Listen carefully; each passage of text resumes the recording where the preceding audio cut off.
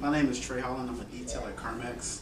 Last week we went over some 4 steps that dealt with the actual detail process when we're training a new associate. This week I'm going to go over a little bit of the actual 5-step model that we use when we're going through our preparation. The first step is prepare. The next step is tell.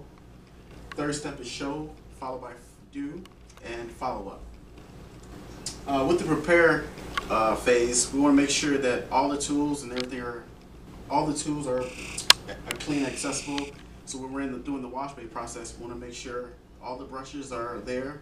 We'll have to make sure that everything there is for the detailer to use, so we don't have to keep running back. That wastes his time and he loses focus of doing the mentoring.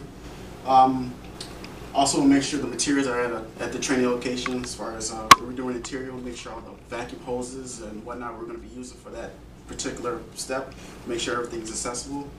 And we'll make sure that the mentor is organized as well, with the sheets ready for the detail to follow, and that eliminates also time. The next step is tell. It's called the what you need to know phase. We actually go and we're going to tell the detailer exactly what he needs to do. That way we explain it to him so he'll know. And we're going to use key points to explain the process, so it makes it easy for him to follow.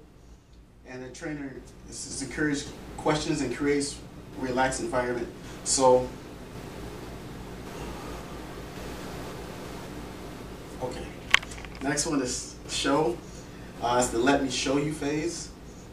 This is where we're actually gonna do the actual process for the detailer.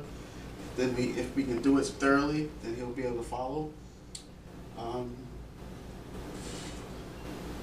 We want to make sure we ask open-ended questions to the trainee as well, to avoid any confusion in the process. The next is,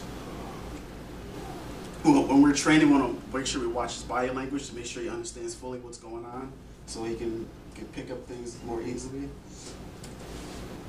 Next phase is do. It's the now you try phase. This is where we actually watch them, assess them from a distance, and have them go through a phase of the process. For instance, wash bay, we take a step back and have them actually do the whole thing. That way we can see what he does, observe him. And also here it says the trainers, as a mentor, we ask questions, ask the mentee questions to gain his knowledge, to see where he's at when we're training him. The final step is follow up. This is where we follow up on all the steps that are missed. So when we're doing like the interior, we want to make sure we don't want to stop him in the beginning. If he messes up during the process, we want to let him go through it. Then we'll assess the situation at the end. It keeps him focused. Then we can just kind of say, oh, maybe good luck next time, for instance. As also in this step, we want to follow up on bad habits as well. Another one key we want to follow up on is technique flaws, and also the training never ends. So after the 2-week period, after we train the associate, we still want to follow up with any questions he may have, and it ends with that. And I have a couple handouts here that actually has the 5-step training model I'm going to hand out. It's the same sheet, just blown up a little bit.